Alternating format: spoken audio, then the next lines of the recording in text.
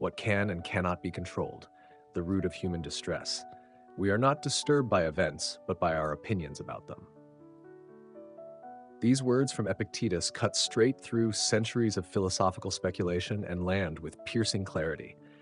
At the core of our suffering lies not the external world, but the inner theater of our own interpretations.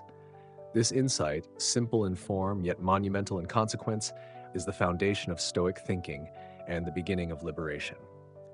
The human mind, restless and prideful, assumes control where there is none.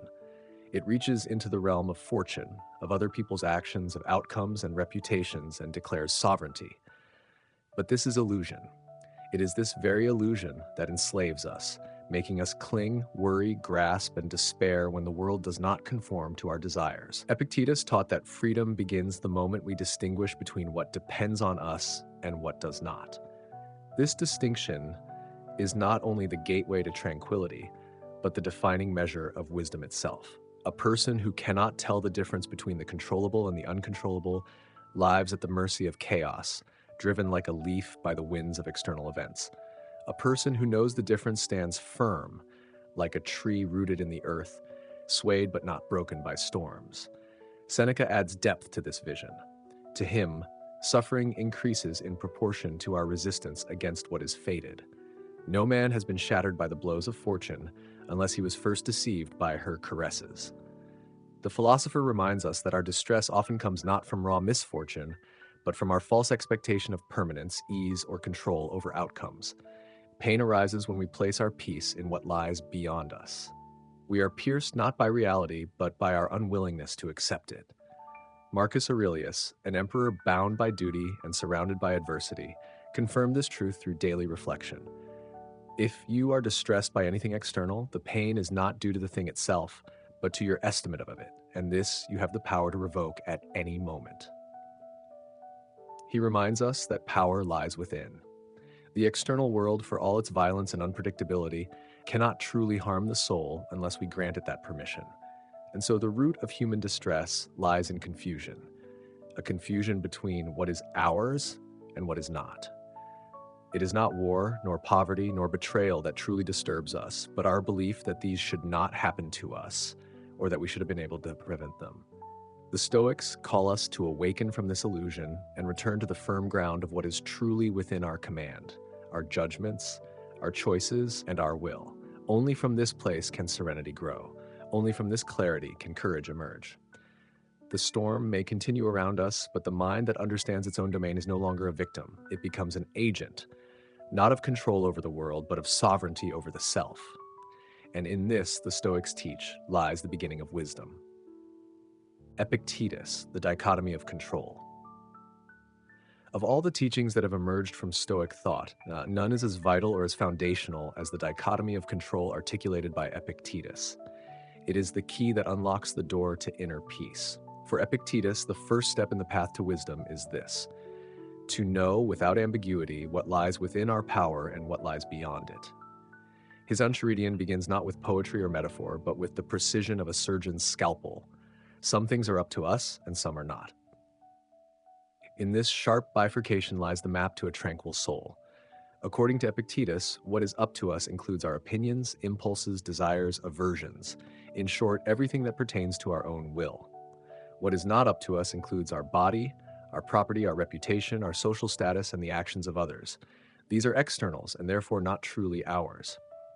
This distinction is not just a tool for philosophical inquiry, it is a demand for personal discipline.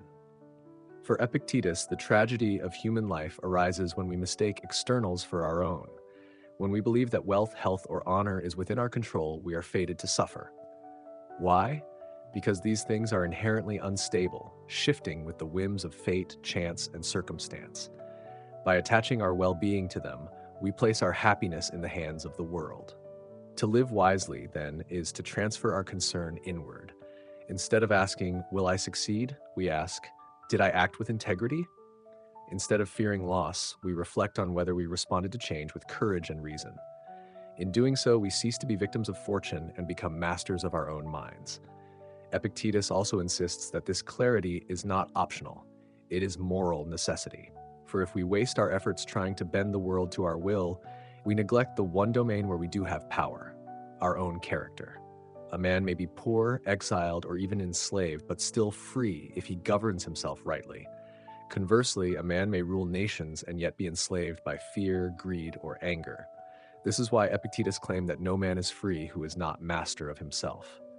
Moreover, this dichotomy is not a call to indifference, but to proper concern.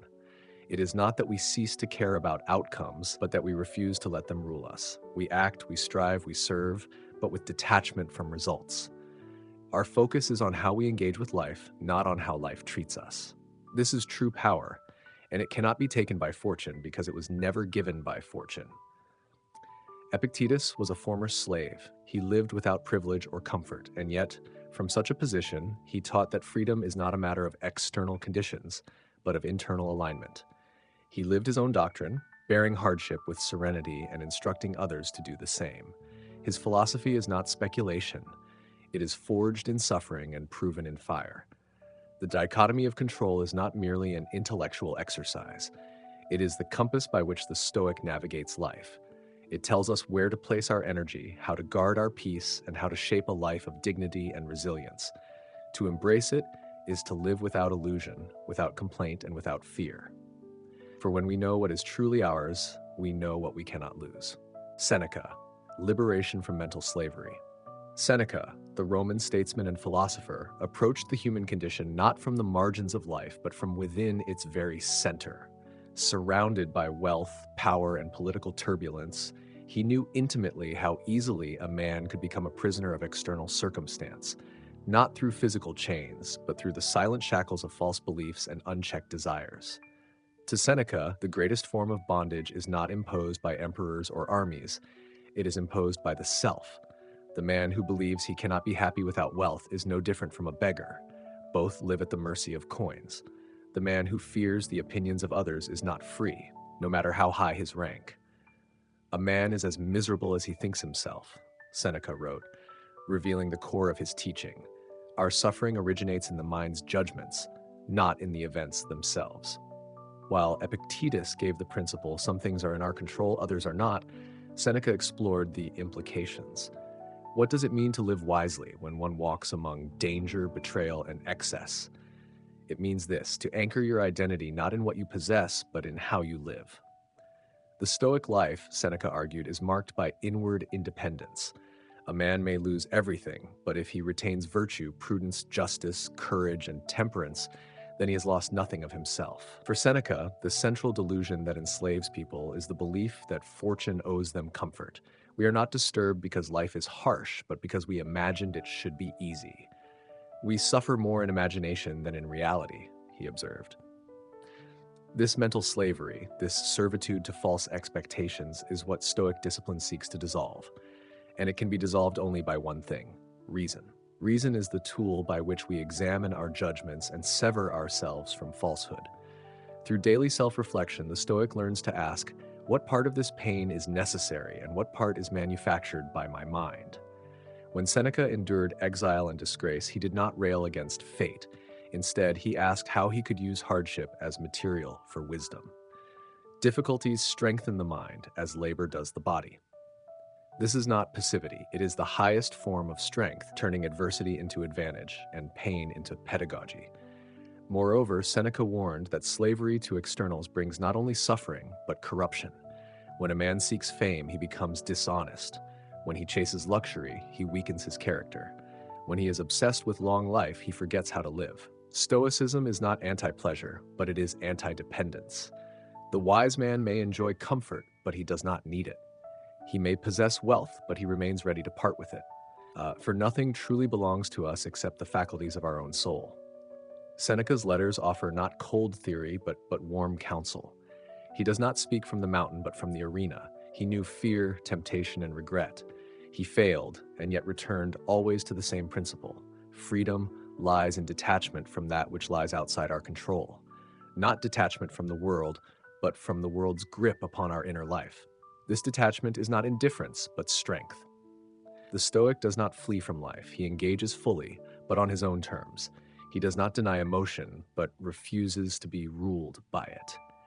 He does not seek perfection, but aims for mastery of the only thing truly his, his own mind. To live as Seneca taught is to live without fear of loss because nothing essential can be taken.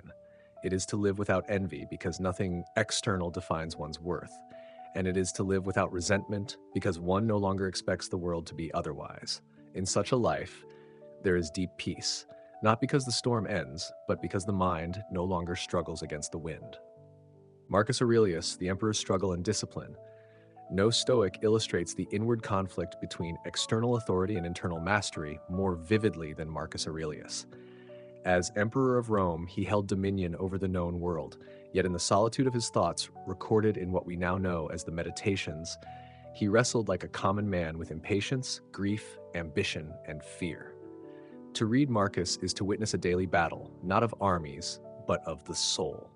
He reminds himself constantly of what is within his control and what is not as a teacher instructing others, but as a man pleading with himself to stay the course. The throne did not grant him immunity from human frailty. Rather, it gave him the heaviest of burdens, to govern both an empire and his own mind.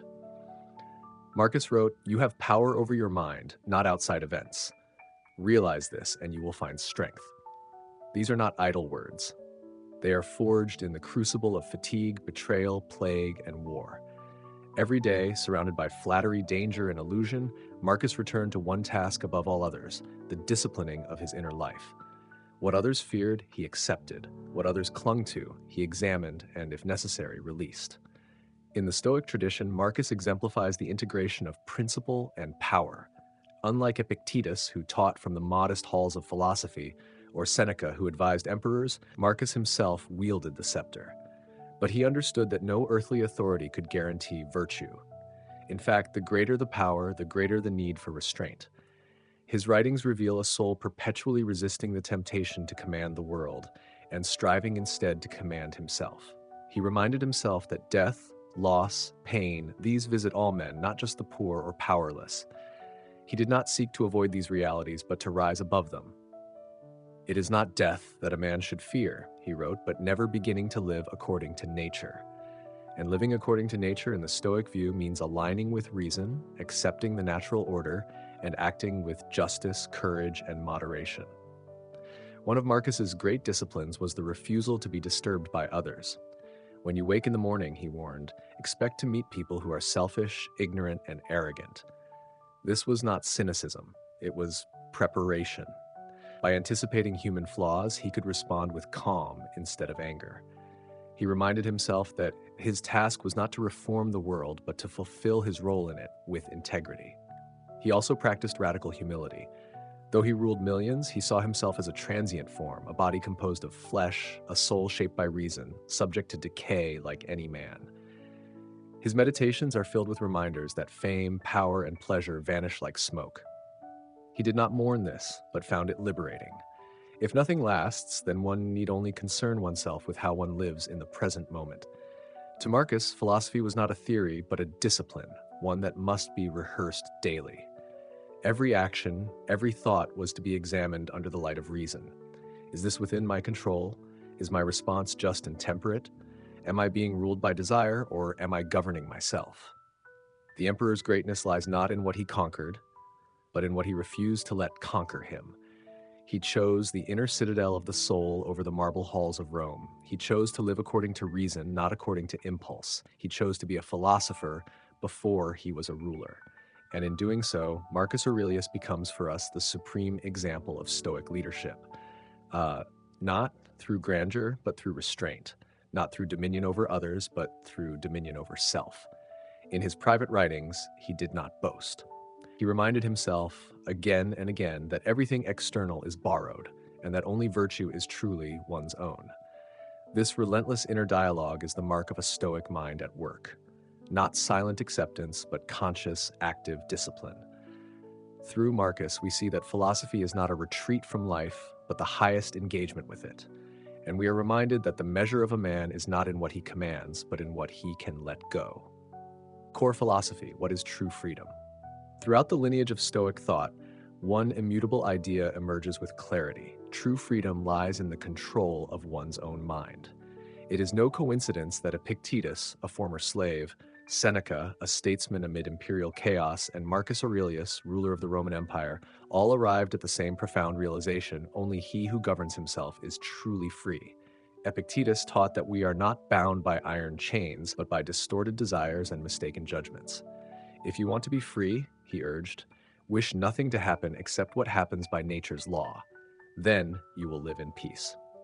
For him, freedom did not come from conquering circumstances, but from surrendering to the truth that some things are simply outside of our control, and then focusing all our energy on what we can control: our perceptions, our actions, our inner responses. Seneca emphasized that the battlefield of freedom lies within the mind. The one who fears loss is a slave to wealth. The one who trembles at public opinion is a prisoner of the crowd. And the one who refuses to accept nature's course is a rebel against life, a rebellion doomed to failure. To live freely, Seneca insisted, is to live in accordance with reason, untouched by emotional turmoil, undistracted by fame or fortune, and unmoved by the storms of chance. Marcus Aurelius, in his quiet and introspective meditations, reminded himself again and again that the only thing truly his was his mind, how he chose to think, to act, and to endure each passing day. Though he held unmatched imperial power, he harbored no illusion of control over the world. He wrote, "You have power over your mind, not outside events. Realize this, and you will find strength." For Marcus, freedom was not the absence of duty, but the will to meet that duty with calm and willing resolve, ungoverned by desire or dread. These three thinkers from radically different walks of life gave us a shared image of the truly free individual: unmoved by praise, unshaken by criticism, reconciled to the nature of things rather than resisting them, governed not by ambition but by purpose, clarity, and discipline. In Stoicism, freedom does not mean doing whatever you please. It means not being compelled to do what is irrational or beneath you. It is the capacity to choose your response in every moment, not from impulse, but from reason.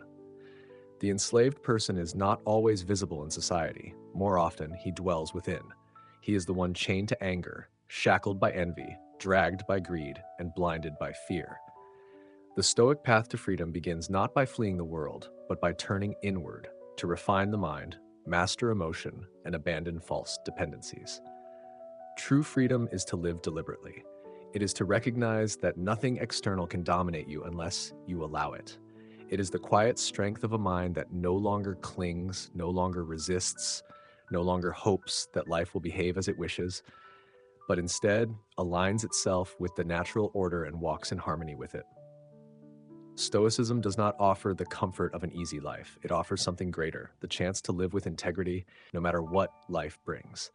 Whether in chains or in a palace, in obscurity or under the burden of fame, the Stoic is free. Not because of what he owns or commands, but because of what he is willing to surrender: illusion, expectation, and the desperate need to control what never was his.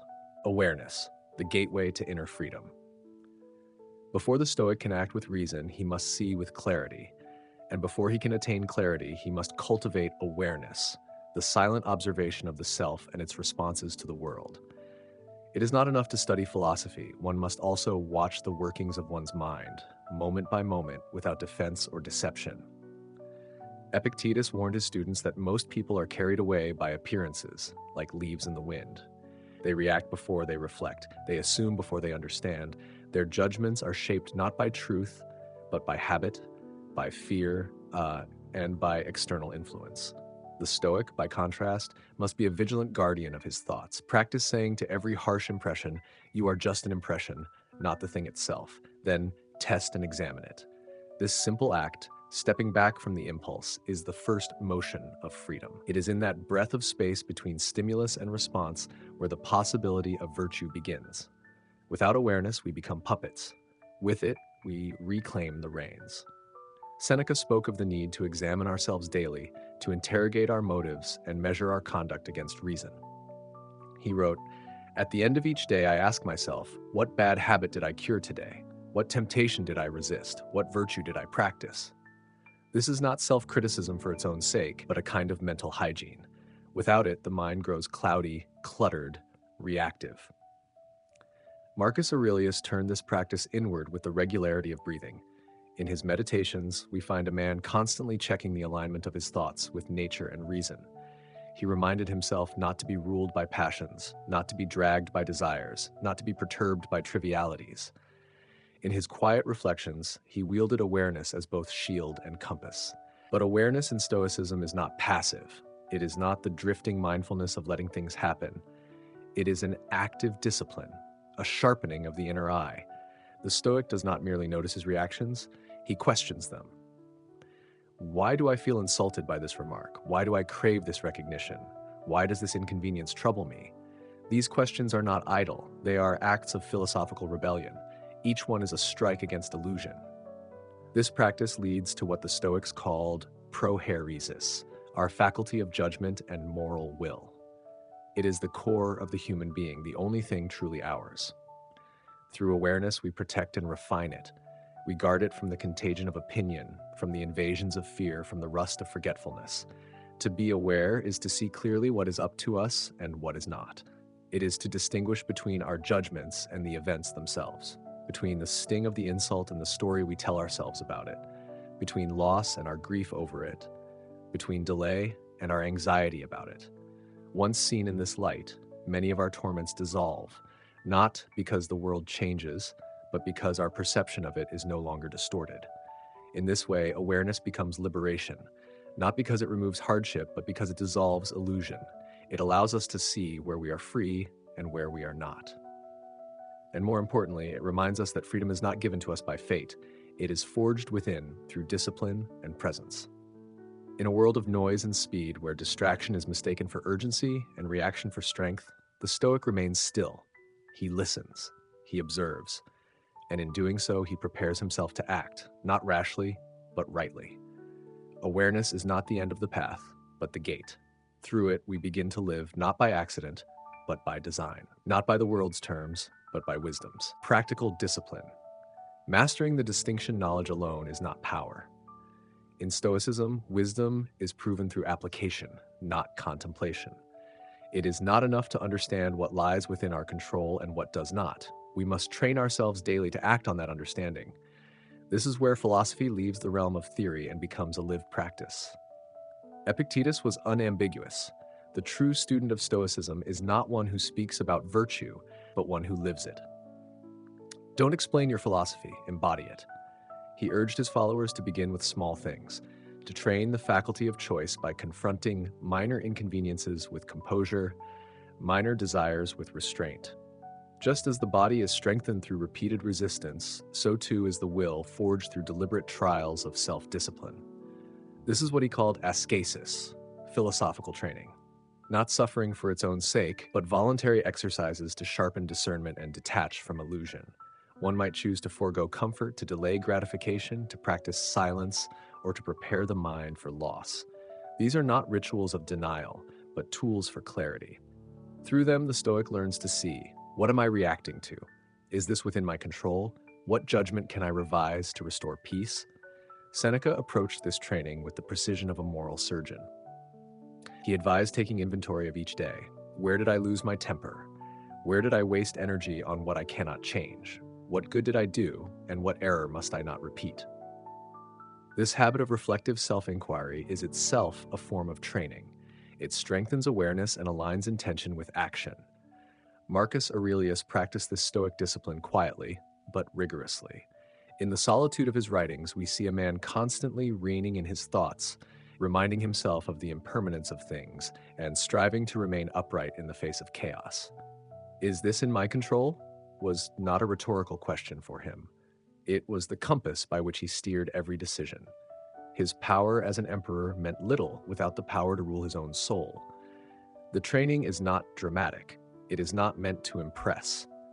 It happens in the unnoticed moments, when someone speaks rudely and we choose not to take offense, when plans fall apart and we adjust rather than complain, when success arrives and we greet it without arrogance, when misfortune comes and we endure it without bitterness.